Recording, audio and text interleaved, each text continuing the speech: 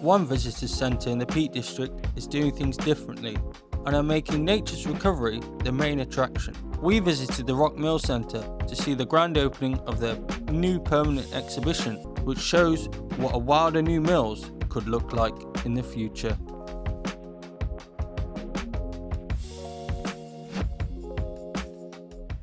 Toby Hardwick, and I'm one of the directors at Rock Mill Centre. We took over the centre a couple of years ago. The town council used to run it as a heritage centre.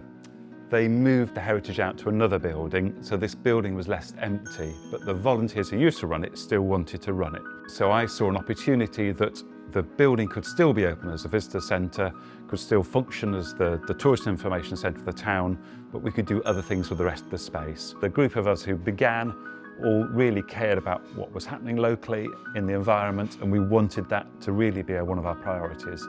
New Mills is on the edge of the Peak District, and in the tourism strategy that the High Peak Borough Council have got, they refer to us as a gateway. We're the gateway to Kinder. For that idea that people are coming here for an experience of the wild, we can start to unpick that idea for people. Are you unaware that you used to live there? You know, that there were mammoths there once upon a time, there were wolves there.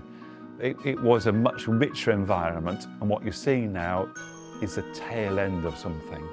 But we could change that. We could make the choice. We were sort of looking at what Derbyshire Wildlife Trust were doing, and we got really involved with their idea of the Wild Peak future. When Toby originally reached out, it was really exciting because it was an opportunity to sort of support what community is already doing and what they want to do. So I wanted Derbyshire Wildlife Trust to use the resources from our Wild Peak programme to support what the community wanted to do to engage visitors in the town and to inspire local people to act for nature. The Heritage Centre that used to be here had a project that they would put a mural on that wall. Because we were already working with Derbyshire Wildlife Trust, we had a different idea of, well, we could have the lost species, the animals that have disappeared from this area. Ruth very helpfully gave us a list of 10 animals that had been in this area, and we used that 10 animals to then go to a local festival, and we pitched to people, these were the species that used to live in this area.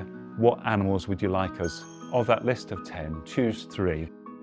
We've got a mural that's going through, that's the river, a healthy river.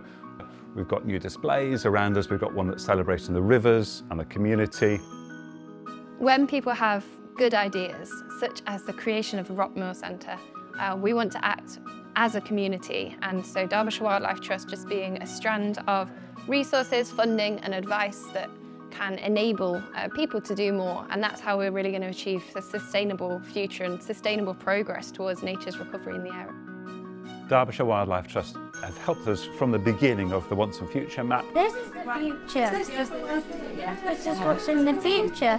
We're getting up to sort of 100 visitors a day now, which is 4 or 5 times what it was when we began. We haven't intentionally aimed at being anything unique. I think we're realising what is successful and what we can build upon, and that does seem to be people want to learn more about the environment, and it's something that is popular, it's working well for us.